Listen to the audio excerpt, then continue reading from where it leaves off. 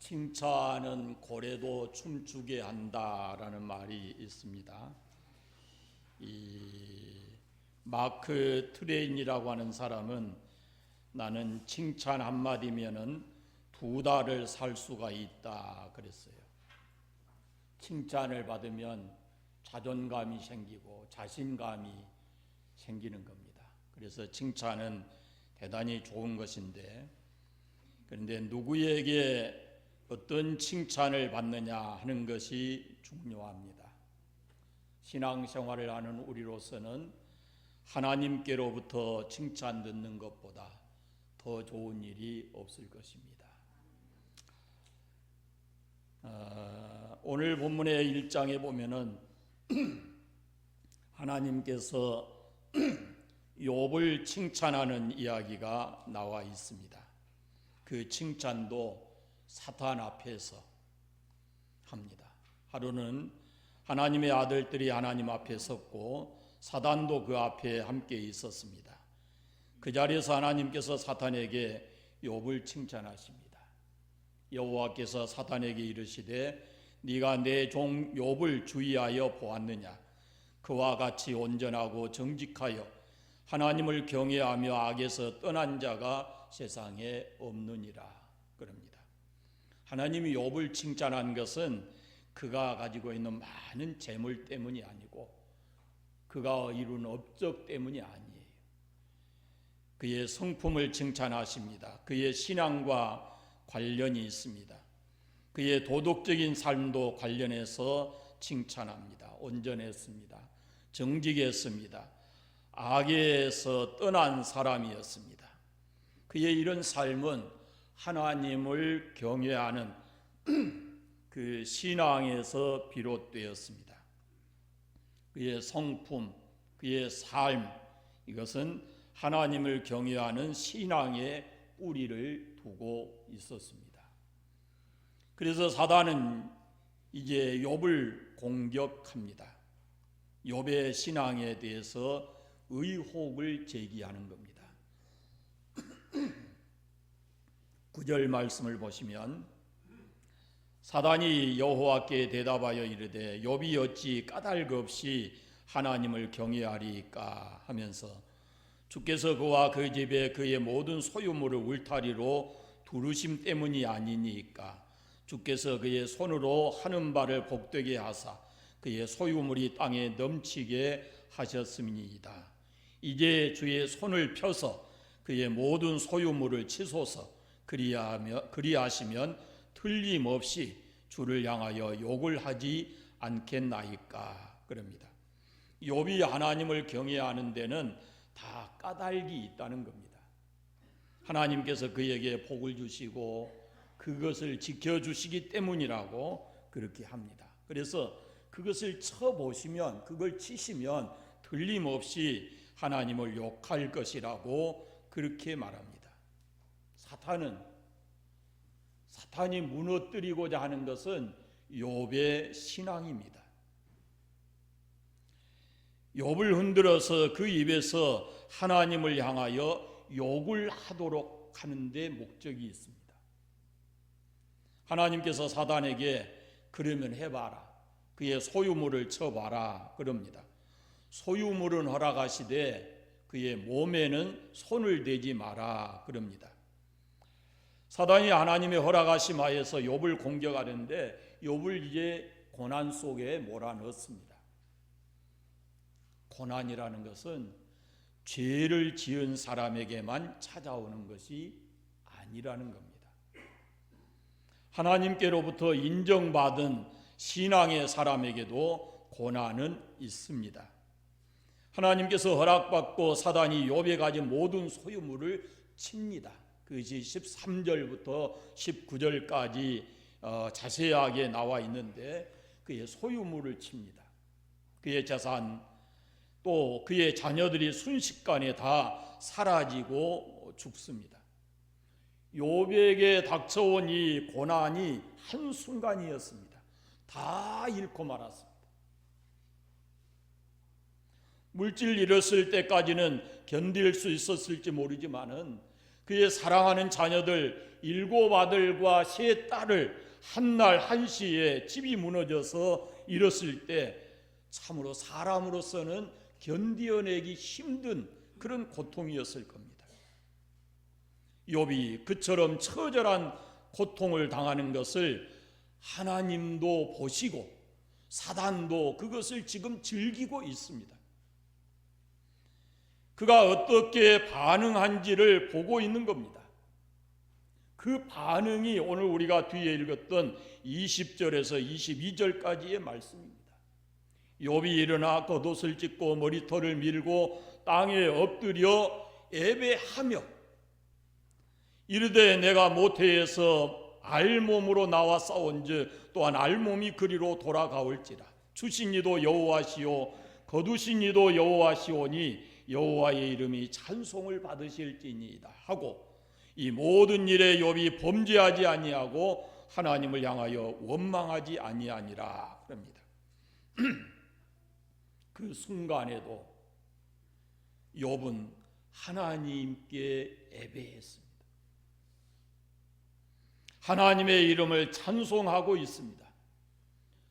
하나님을 향하여 욕하지 아니하고 원망하지 않았습니다. 이 일 후에 다시 찾아온 사단에게 하나님은 거듭 욥을 칭찬하십니다. 네가 나를 충동하여 까닭 없이 그를 치게 하였어도 그가 여전히 자기의 온전함을 굳게 지켰느니라. 2장 3절에 그렇게 말씀해요. 그랬더니 사탄이 이번에는 다시 한번 그의 몸을 치시면 그가 하나님을 대면하여 욕할 것이라고 주장합니다. 이번에도 하나님께서 허락하시고 몸을 치되 그 생명은 해하지 말라 그럽니다. 그래서 사단이 욥을 치니까 그 온 몸에 악창이 났어요. 악창 때문에 얼마나 고통스러웠으면 재 가운데 앉아서 기와 조각으로 몸을 긁고 있습니다. 그런 남편을 보고 아내가 하나님을 원망하고 하나님을 욕하고 죽으라 그럽니다. 그러나 욥은 그런 고통 중에서도 하나님을 욕하지 않았습니다. 사단이 마지막 동원한 것이 누구냐면은 욥과 한 몸인 아내를 통해서입니다. 하나님을 욕하고 죽으라 그럽니다. 그런 아내를 향해서 욥이 이렇게 말합니다. 그대의 말이 한 어리석은 여자의 말 같도다. 우리가 하나님께 복을 받았으니 화도 받지 않겠느냐 하고 이 모든 일에 입술로 범죄하지 아니하니라. 하나님께 복을 받았으니 화도 받을 수 있다라고 말하는 겁니다.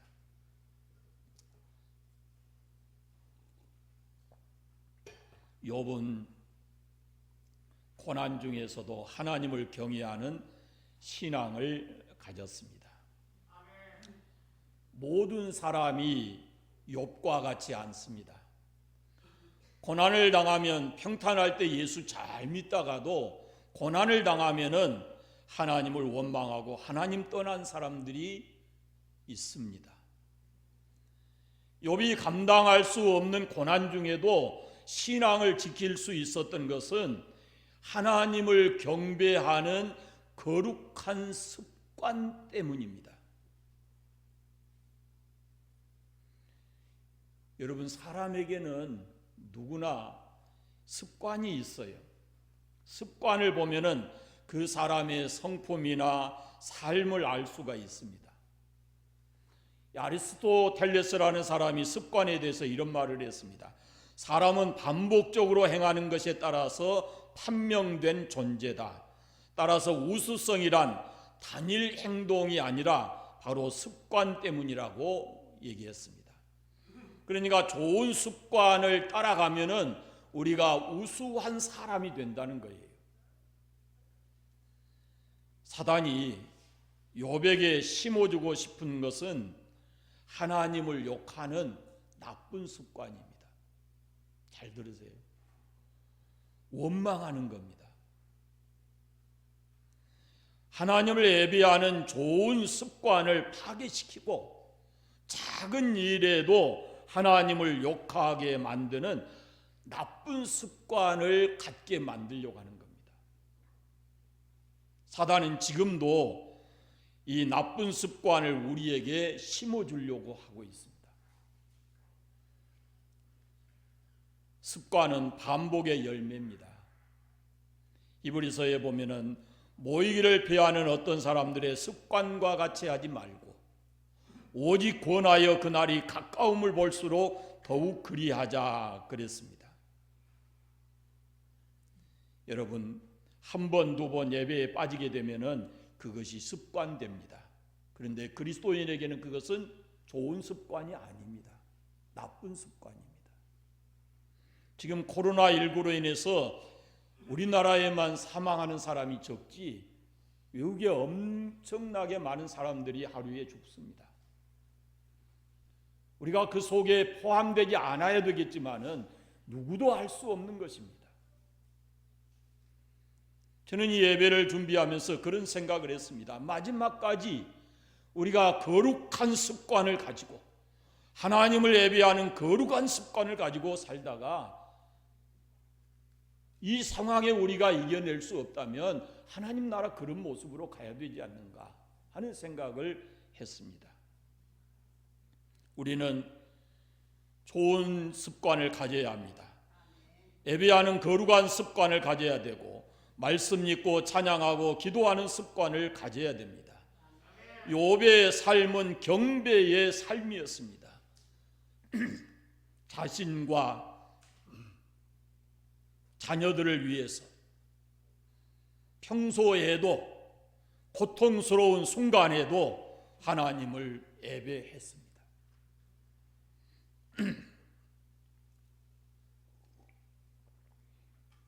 본문에 보면 욥의 그 예배하는 모습이 나오는데 경배의 자세가 땅에 엎드렸고 방법은 여호와의 이름을 찬송했고 내용은 주신 자도 여호와시요 거두신 이도 여호와시라 그럽니다. 하나님의 주권을 인정하는 그런 신앙이에요. 욥의 이런 신앙이 그 많고 귀한 것을 다 잃어버렸음에도 그의 신앙은 오직 이 모든 것의 주권자가 하나님이심을 알고 하나님을 경배했습니다. 자신의 생사를 비롯해서 자신이 지금까지 누리고 관계하고 살았던 모든 것들을 주권자이신 하나님이시다 하는 것을 그는 깨닫고 그것이 내 눈앞에서 사라졌을 때도 그는 여전히 하나님 앞에 온전한 예배자로 있었습니다. 그래서 하나님이 그런 욥의 신앙, 욥의 그 모습을 칭찬하게 된 것입니다. 여러분, 우리가 살면서 가장 힘들고 고통스러운 것은 상실의 고통입니다. 소유를 잃어버렸다든지 아니면 사랑하는 사람을 잃어버린 고통, 그 말할 수 없습니다. 욥은 소유를 다 잃어버렸습니다. 사랑하는 자녀들 한순간에 다 잃어버렸습니다. 사랑하는 아내마저 하나님 욕하고 죽으라 합니다. 우리도 세상 살면서 크고 작은 이런 상실의 고통을 겪을 수 있습니다. 소유는 물론이거니와 사랑하는 사람을 잃기도 합니다. 코로나19로 인해서 잃어버린 것들이 우리에겐 너무도 많습니다. 어떤 사람은 직장을 잃어버리기도 하고 직업을 잃어버리기도 하고 사랑하는 가족을 잃어버린 사람도 있습니다. 우리가 일상생활을 지금 잃어버리고 살고 있습니다. 어떤 모습의 상실이든지 그 상실이라고 하는 것은 우리에게 고통스러운 겁니다. 그런데 특별히 그 상실 수업이라는 책이 있는데요. 거기에 보면은 이 상실을 했을 때 사람들이 5가지로 반응을 해요. 그 첫째가 부정하는 거예요. 부정, 분노, 타협, 절망, 수용 이런 절차를 통해서 우리가 그걸 받아들이게 되는데 우리가 어느 날 가서 몸이 좀 이상해서 진찰을 했더니 암이다 그러면은 처음에 그거 받아들이기가 쉽지 않습니다. 내가 어떻게 살아왔는데 성실하게 운동도 하고 했는데 하면서 그것을 부정하게 되는 겁니다. 그 다음에는 분노합니다. 왜 내가 성실하게 살았는데 내게 이런 것이 와 하면서 분노하게 되고 결국은 이게 타협하게 되고 그것을 절망하게 되고 수용하게 되고 이런 과정을 겪게 되어 있습니다. 우리가 암을 발견했을 때뿐만 아니고 화재로 인해서 재산을 잃었다든지 자연재해로 인해서 재산과 가족을 잃었다든지 어떤 경우에 상실을 경험해도 우리가 이런 절차를 통해서 우리가 마지막에는 그것을 받아들이게 되는 겁니다. 받아들이지 못하고 절망으로 끝나면은 자기도 스스로 인생을 포기하는 거예요. 그런데 욥은 그 소유와 자녀들을 다 잃었을 때 겉옷을 찢고 머리털을 밀었습니다. 몸에 악창이 나서 그 고통스러울 때는 자기가 세상에 태어난 날을 저주했습니다. 그러나 마침내는 그 모든 것을 다 수용을 합니다. 상실이라는 것은 우리에게 두려움입니다. 가만히 생각해 보세요. 지금 많은 재산을 가지고 있고 지금 건강하고 지금 즐겁고 행복한 이 순간에도 우리 내면에는 뭐가 있느냐면은 상실에 대한 두려움이 있는 거예요. 그냥 이대로 쭉 갔으면 좋겠다.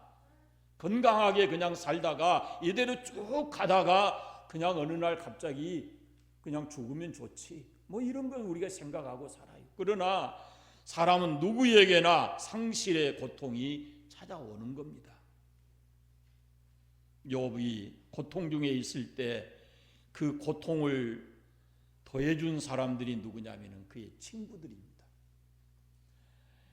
욥에게 필요한 것은 위로였습니다. 욥의 소식을 듣고 욥을 위로하기 위해서 이 친구들이 왔지만 와서 욥에게 하는 말은 고난은 죄 때문이라고, 너가 죄가 있기 때문이라고 이렇게 지적을 하면서 욥이 지금 아파서 힘든데 그 아픈 상처를 말로 휘저어 놓는 겁니다. 욥에게는 위로해주고 그 고통을 이해해줄 사람이 필요했습니다. 말이 아니라 그 곁에 함께 있어줄 사람이 필요했습니다. 그런데 욥의 친구들은 욥의 상처에 소금을 뿌리고 거기다가 헤집어 놓은 겁니다. 그러나 그런 비난과 비판 속에서도 욥은 끝까지 하나님을 신뢰하고 하나님을 붙들었습니다. 여러분, 이게 가만히 생각해 보세요. 우리가 세상에 살 때 소중한 것을 잃어버릴 수 있어요. 나도 감당하기가 힘들어요. 그 소중한 걸 잃어버리면. 그런데 주변에 있는 사람들이 우리를 자꾸만 충동질합니다. 너 믿는 하나님 어디 계시냐? 너 그렇게 신실하게 예수 믿더니 그게 무슨 일이냐? 그러면서 우리를 자꾸 헤집는 겁니다. 그때도 여러분 모든 주권 하나님께 있음을 믿고 끝까지 하나님을 신뢰하는 욥과 같이 믿음을 지키시기를 바랍니다. 욥기의 마지막을 보면요, 욥의 그 고통은 그의 인생을 실패로 만들지 않습니다. 그렇게 인생이 마감된 거 아니고 다시 회복이 되었습니다. 신앙적으로도 회복이 되고 잃었던 모든 것들이 다 회복이 됐어요. 신앙적으로 그가 이렇게 고백합니다. 내가 주께 대하여 귀로 듣기만 하였사온데 이제는 눈으로 주를 뵙습니다. 그럽니다. 그리고 잃어버렸던 7 아들과 3 딸을 다시 주셨고 재산은 소유물은 이전보다 갑절이나 더 주셨어요. 그리고 욥이 140년을 살면서 아들 손자 4대를 보았고 어디 아파서 죽었다는 말이 없고 나이 차서 늙어서 죽었다고 그렇게 성경은 기록하고 있습니다.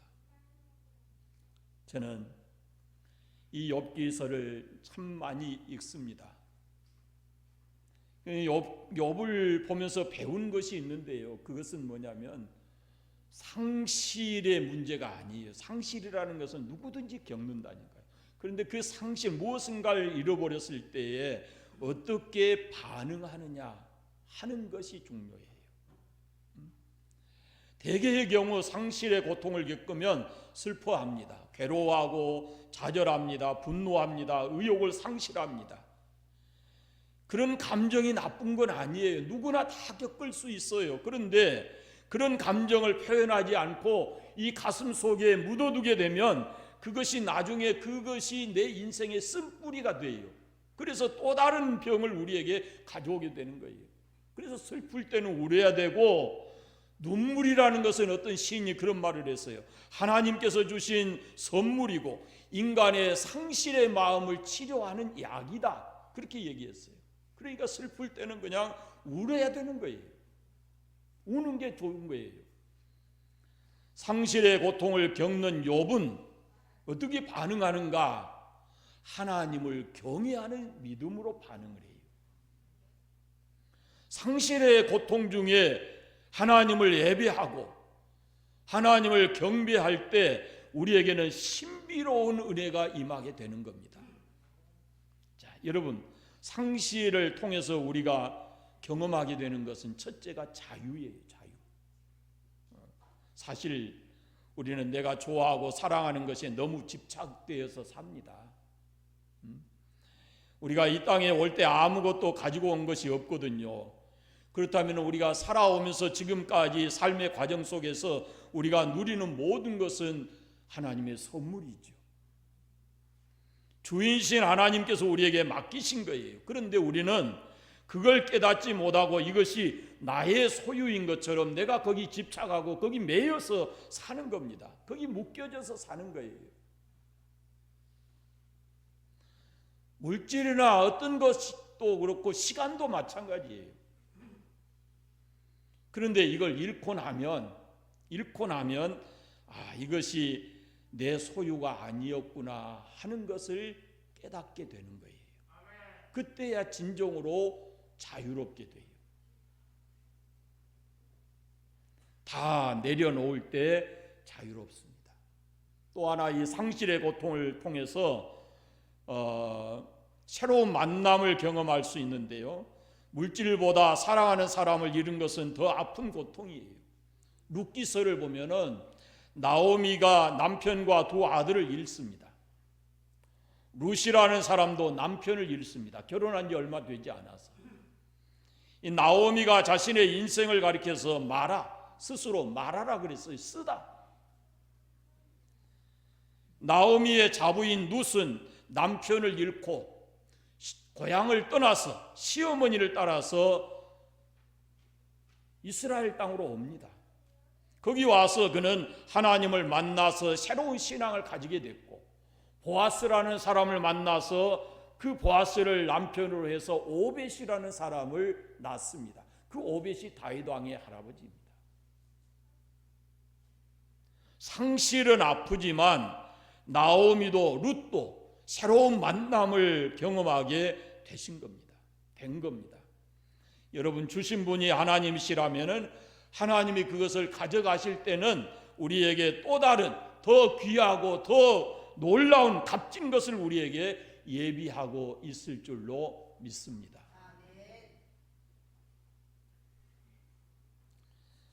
상실의 고통을 통해서 우리는 하나님을 더 깊이 만날 수 있습니다.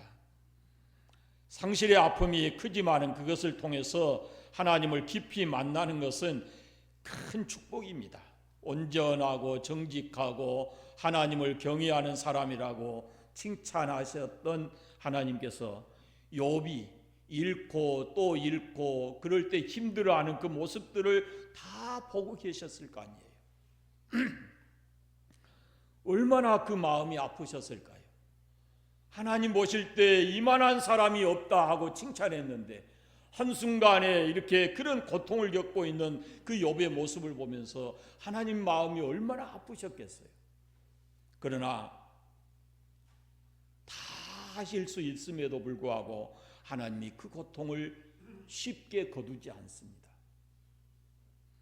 아픈 마음을 지켜보시다가 결정적인 순간에 가서 그가 찾아오시고 모든 것을 회복시켜 주십니다. 하나님은 욥에게 고난을 허락하신 것은 욥을 무너뜨리기 위함이 아니고 그를 더 강하게 하고 하나님을 더 깊이 만날 수 있는 은혜를 주시기 위함인 것을 우리가 성경을 통해서 깨닫게 됩니다.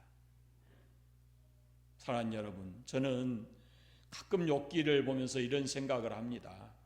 만약에 내가 이 폐를 자르는 그런 일이 없었다면 지금의 내 모습은 어땠을까 하는 생각을 해요. 저는 저의 힘으로 세상의 의술로도 손쓸 수 없는 그런 상황이 됐을 때 비로소 제가 깨달은 게 있어요. 내 생명의 주인이 하나님이심을 알게 됐고 그때 하나님을 신실하게 의지할 수밖에 없었습니다. 사실 몸의 일부분을 잃고 삶이 힘듭니다. 그러나 영적으로는 남이 경험해 볼 수 없는, 경험하지 못했던 하나님의 손길을 제가 경험했고 경험하면서 살거든요.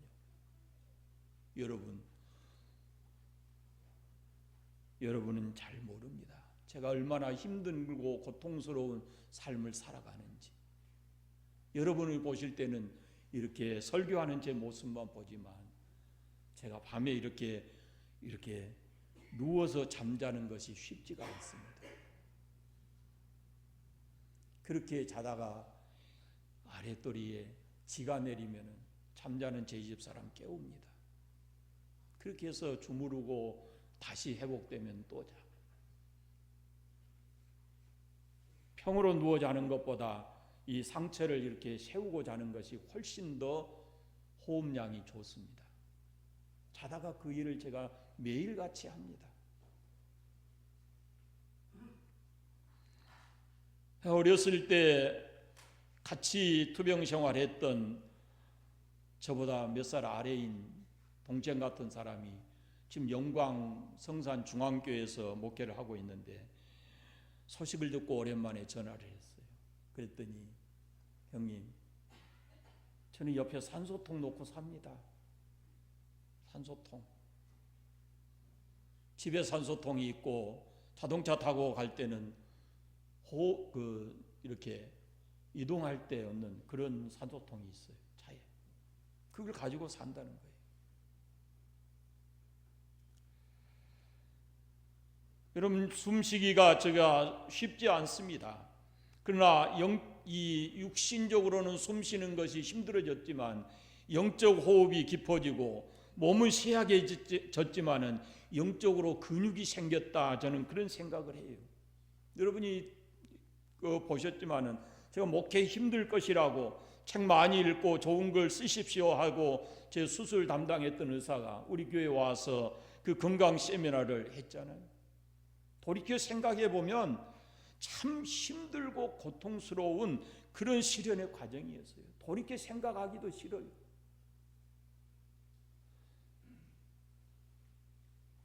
그러나 그때 그 시간들이 저는 저 인생에 무의미하다고 생각하지 않아요. 그때였어야 제가 비로소 하나님을 깊이 만났고 내 모든 것의 주인은 하나님이시라고 하는 것을 제가 확신하게 되었기 때문이에요. 여러분, 욥이 이렇게 고백합니다.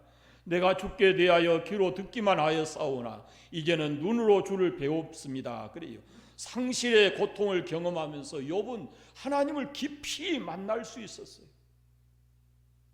사실 모든 사람이 모든 것을 다 가진 사람이 하나님을 깊이 만나는 것은 쉽지가 않아요.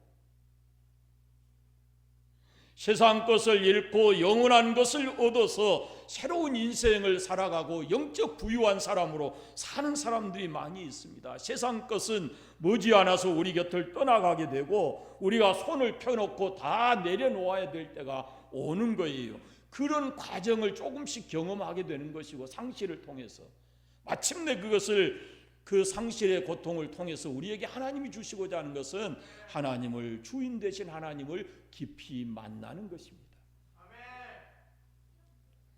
욥은 상실의 고통 중에서 하나님을 경배했습니다. 끝까지 하나님을 신뢰했습니다. 하나님께서는 상실의 과정을 통해서 욥을 정금같이 만들어 주셨습니다. 그의 과정은 그가 힘들고 고통스러웠지만 그 결말은 아름답고 복됐습니다. 사랑하는 여러분, 내 인생에서 일어나는 모든 사건들을 이 머리로 이해하려고 하지 마세요. 이해되지 않아요. 이해할 수 없어요. 다만 내가 이해할 수 없고 내가 감당할 수 없는 이런 고통스럽고 이런 힘든 일이 왔을 때 사랑하는 여러분, 하나님을 신뢰하시기를 바랍니다. 하나님께서 모든 것을 다스리시고 섭리하심을 믿는다면 우리의 고난 속에서도 하나님의 뜻이 담겨져 있고 반드시 하나님은 그 고난을 통해서 하나님의 뜻을 이루어 내실 겁니다. 끝까지 하나님을 신뢰하는 그런 신앙을 가져야 합니다. 또 한 가지 마지막으로 말씀드리고 싶은 건, 욥이 이렇게 힘든데 친구들이 와서 막 힘들게 하잖아요. 그런데 왜 그 고약스러운 친구들을 욥의 곁에다가 긴 시간 놔두었을까요? 저는 그런 생각을 합니다. 욥이 버틸 수 있었던 이유 중에 하나가 자기의 신실함을 하나님 앞에서 인정받고자 하는 것도 있었겠지만 친구들이 늘어놓은 그 궤변 때문에 그들이 생각하고 있는 것이 아니라고 하는 것을 자신의 삶을 통해서 증명해야 되기 때문에 그래서 버텼다, 이런 생각이 들어요. 그렇다면 여러분, 지금 나는 힘든데 내 곁에 어떤 사람이 있든지 그 사람들은 내 인생을 살아가는데 도움이 되는 줄로 믿으시기를 바랍니다. 때로는 좋지 않는 말을 하고 비웃기도 하고 그럴 수도 있지만 그럼에도 불구하고 그들은 나를 강하게 만드는 것이에요. 이 일로 인해서 나중에요, 욥을 보면은 욥이 정말로 훌륭한 사람이 되는 것이 친구들을 용서하는 관용의 사람이 돼요. 정말로 하기 힘들었을 거예요. 그 고통 중에 그렇게 와서 얘기하는 친구들을 용서한단 말이죠. 그게 보통 일이 아니거든요. 용서함으로 욥이 치유되고 용서한 후에 하나님께서 욥에게 예비하신 복을 주셨습니다. 경배는, 하나님을 예배하는 것은 우리가 어떤 상실의 고통을 당하고 그것을 이겨낼 수 없을 때 하나님께서 우리에게 그걸 이겨낼 수 있도록 하십니다. 그래서 사랑하는 여러분, 상실의 고통을 겪고 있다면, 앞으로 살아가면서 또 이런 고통이 우리에게 찾아온다면 그때 하나님을 경배하시기를 바랍니다. 하나님을 온전히 신뢰하시면 욥과 같이 그 인생이 축복으로 바뀌어질 것입니다. 제가 매달 첫째 주에 예배에 관한 설교를 하잖아요. 욥을 보면서 참 훌륭한 예배자다, 이런 생각이 들었어요. 또 언젠가 제가 지금 머릿속에 구상하고 있는데요, 요즘에 새벽기도회 보면서 새벽기도회 하면서 다니엘서를 하는데 정말로 이 훌륭한 예배자들이다, 다니엘과 친구들. 그래서 제가 아마 금년에는 이제 12월 달이니까 못하고 다음 할지 모르겠어요. 여러분, 하나님을 경외하는 거룩한 습관 가지시고 그 고통이 우리에게 찾아올 때도 그 거룩한 습관인 예배를 통해서 그 상실의 고통을 이겨내는, 하나님께 칭찬받는 예배자들 되시기를 바랍니다.